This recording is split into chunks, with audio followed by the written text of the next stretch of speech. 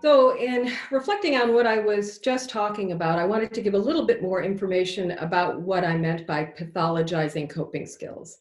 So the first part, pathologizing, is taking something that is a behavior or even an attitude and determining that it's sick. That's basically what a pathology is. And so you're basically suggesting that the way that a person copes with pain, specifically, is maladaptive. It causes more negative consequences than positive reward, in the long term in particular. And we pathologize it by imagine it's about pointing a finger, which by the way is opposite of bringing someone in. By pointing a finger, there's got a little dose of shame in there that this is not the way to get better. This is only making things worse.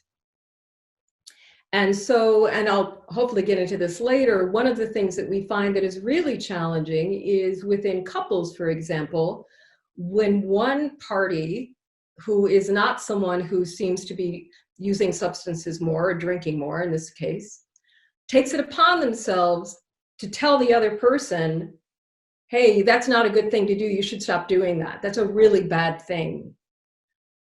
What happens is that instead of the person saying, gee, thanks, I guess I'll stop, what we find, and there have been really good writings about this, is that the own internal kind of necessary conversation, like, do I want to do this? Doesn't go, is it good? Is it bad?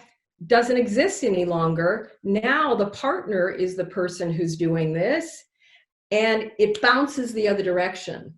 So if I pathologize, if I shame you for doing something in order to stop hurting, which is very frequently the case, very broadly defined when it comes to substances, I'm hurting you more. I'm shaming you. That the best way to keep someone drinking is to shame them. And so that's what I meant by pathologizing.